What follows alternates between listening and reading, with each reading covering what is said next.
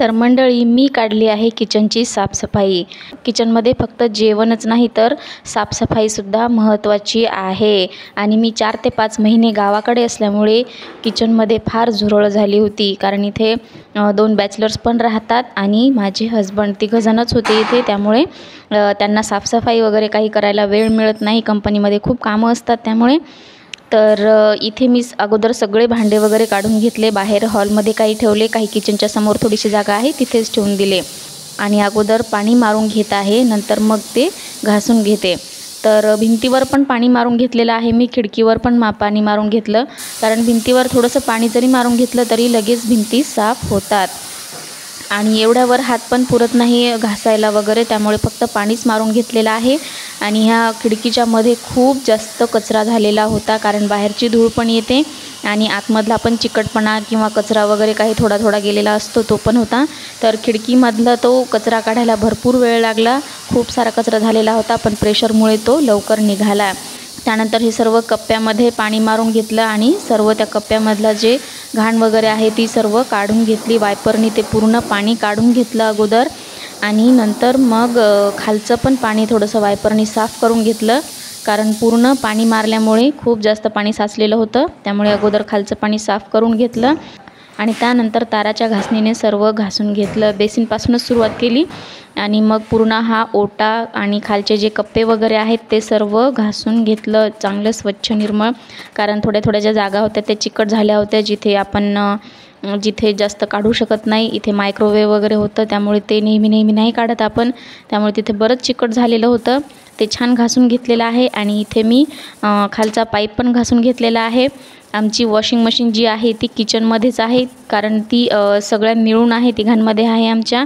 त्यामुळे ती किचनमध्येच असते. आणि त्याचं जे पाणी आहे, सांडपाणी आहे, ते जाण्यासाठी हा पाईप लावलेला आहे. तिथेच छोटासा एक गड्डा करून तिथे पाईप टाकलेला आहे.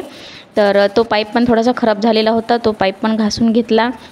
नंतर ह्या कप्प्यांचे दरवाजे वगैरे सर्व काही घासून घेतले, छान क्लीन करून घेतले. आणि हे बघू शकता. नंतर मग पाणी मारून घेतलं परत, कारण घासून घेतलेलं जे होतं ते पण पूर्ण साफ करायचं होतं.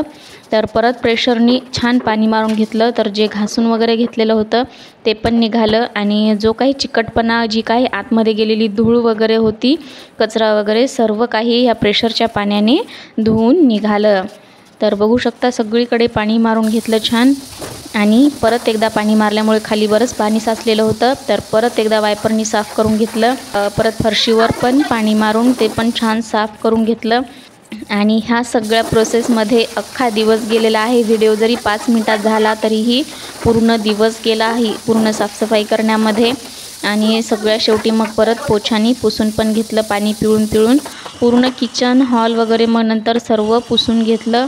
कारण काय, इकडे तिकडे फिरत होते तर मग पाय वगैरे उमटत होते सगळीकडेच.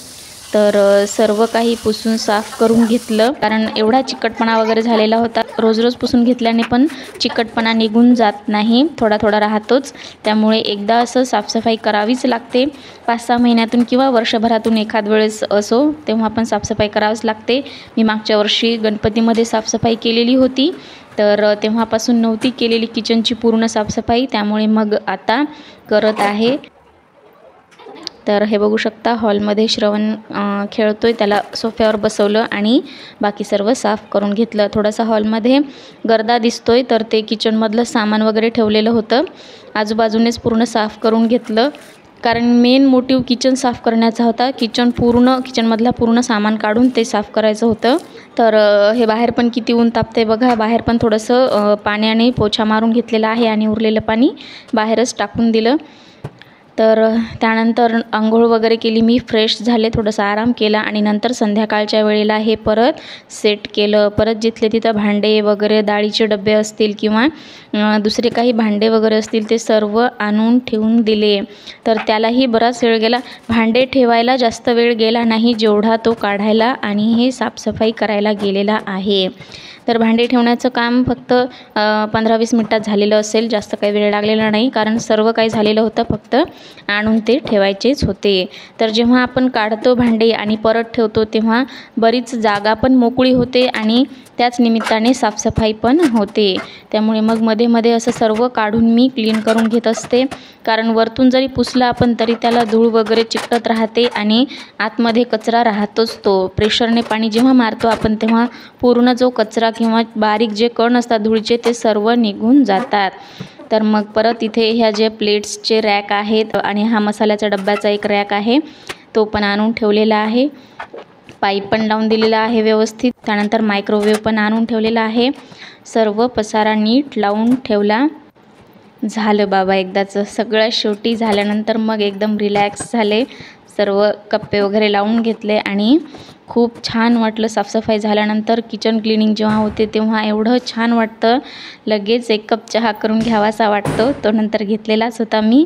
तर झाल्यावर एवढं छान वाटलं, फ्रेश वाटलं, एकदम मस्त वाटलं.